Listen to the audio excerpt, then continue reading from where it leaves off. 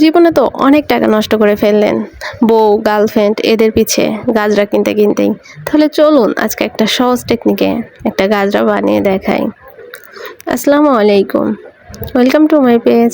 আপনারা সবাই কেমন আছেন? আজকে আমি আপনাদেরকে টাকা বাঁচানোর সহজ টেকনিক দেখাবো।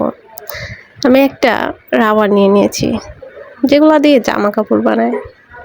সেই রাবার দিয়ে আমি আপনাদেরকে একটা গাজরা বানিয়ে দেখাবো। খুব সহজ, আপনাদের টাকাও বেঁচে গেল, গার্লফ্রেন্ডও খুশি হয়ে গেল, আর অনেক দিন পরতেও পারবে।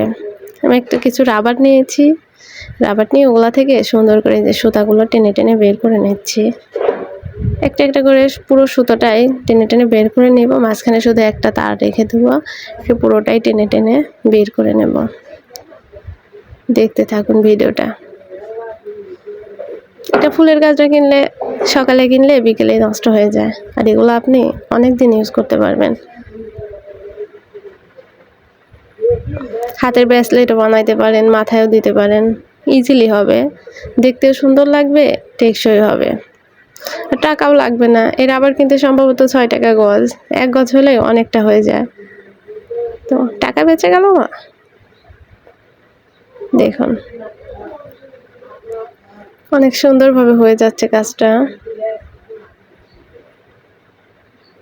ভিডিওটা আমি রাতের বেলা বানিয়েছি, এই জন্য একটু অন্ধকার, আর আমার ক্যামেরাটা অত ভালো না, কেউ কিছু মনে করবেন না। আর এই যেভাবে সুতাগুলো টেনে টেনে সুন্দরভাবে দেখেন কমপ্লিট হয়ে গেছে। এভাবে আমি পুরোটা করে নিয়েছি, ভিডিও করি নাই।